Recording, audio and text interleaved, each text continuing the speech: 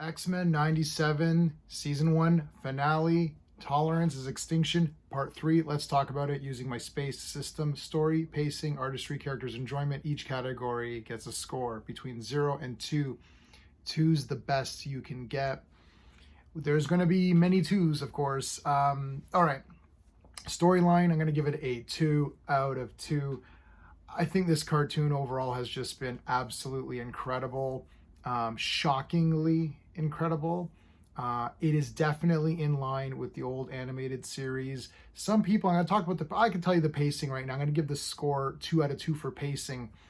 Some people think it's too fast paced, which actually can be a negative if you feel that the story is being rushed too much. But the old cartoon was like that as well. I remember there'd be storylines you're like, well, that was fast, and they'd kind of resolve it in an episode or two. Even Dark Phoenix, I haven't watched Dark Phoenix in a while, but Dark Phoenix I think was only a few episodes as well. And you're like, that was like a larger comic, right? Like I think it was like maybe 12 parts. It depends where you start Dark Phoenix and where you end it.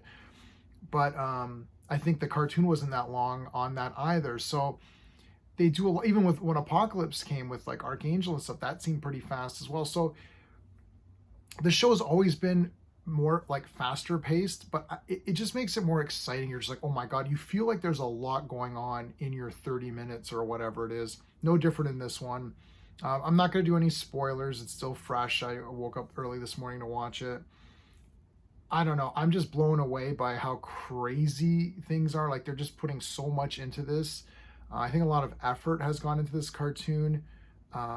This is clearly the best Disney thing that they've produced. It's the best X-Men thing in a long, long time. That's why I did my X-Men Sucks video with this new lineup coming out in July. I feel they're not capturing the magic of this. They really need to get this, like go back to when X-Men was really the best and at its highest and mine from that. And we'll see where it goes. Back to this, yeah, great stuff fighting Bastion, who's just become like so awesome in this. It's tough to exactly give you the details without spoilers. Lots of cameos in here, and they're great cameos, and they make sense because you're seeing what's going on with the world. There's the Magneto protocols, which what's that about? There's stuff with Asteroid M. You remember the Magneto, man, he just beat the crap out of Wolverine in that last one, Wolverine's healing. But so there's stuff with Magneto, there's stuff with Bastion. Things are happening simultaneously. They got to figure out how to work all this out. So story 2 out of 2, pacing 2 out of 2. The artistry factors, of course, 2 out of 2. Music is great in this series, obviously, but not just the theme. I mean, just in general, the music is good. Everything is beautiful. They've got pretty much, I like everyone's costume. Rogue, I kind of like her other costume better. Everyone, I do like Jean's 90s costume, maybe more than Marvel Girl, which could be a little bit of a hot take, but anyway, Jean Grey's in my top 5 characters. I love how everyone looks, and like, I mean, they're just blasting the crap out of shit. There's lots of action and massive just like explosions, and everyone's using their powers all the time, but it doesn't take away from the story. There's a lot of good story elements with Magneto and Professor X talking to each other, and just like they're like Professor X is trying to appeal to him. It's like, listen, buddy, like, think back to what's happened. Even with Bastion, is awesome. The way that Scott, let's get into characters. I'm going to give it a 2 out of 2 for the characters as well. The way Scott handles Bastion at the end is awesome. Scott, Cyclops is my favorite Marvel character, so by default, he's my favorite X-Men character. Great in this episode, really good. All of the characters were great in this one, man. Like the dialogue with them is so good. This is one of the strong points of this cartoon. They've really nailed the action and character stuff together. I cannot think of a movie, certainly not in a long time for Marvel. None of the X-Men movies, not one of the live action X-Men films is better than this cartoon. Not even Deadpool, the movies, if you consider the Deadpool movies X-Men movies, and those are the best of the X-Men movies, but none of the films come even close to this cartoon. No way. I wasn't a big Gambit fan going even from the 90s. I was like, yeah, he's okay. He looks cool. That's it. Wow, big fan of him now after that sacrifice of his. And now I'm like, I kind of miss Gambit, which is hilarious. This is great that if you sold me on Gambit, you've really accomplished a lot. And I'm pumped. I'm pumped for Gambit. Everything that's happened has just been crazy good. It's hard to not sound like a shill video when when you can't spoil either. Like I wrote a whole bunch of notes here, and I decided that once I'm finished my Transformers Generation 1 live streams, we're gonna do the X-Men live streams. We're gonna do the old show, and then obviously get into 97 as well because it continues.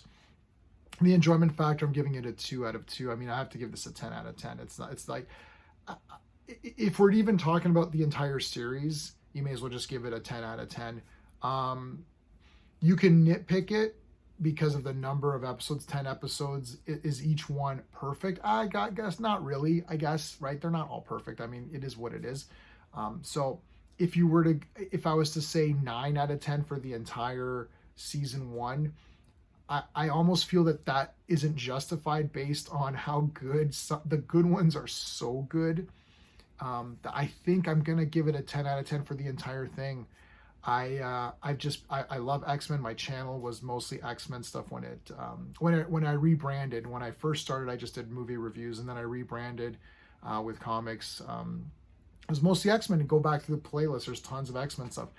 This cartoon has just got me excited again for X-Men. It's absolutely amazing. I do want to show you my channel sponsor, beardedshirts.com.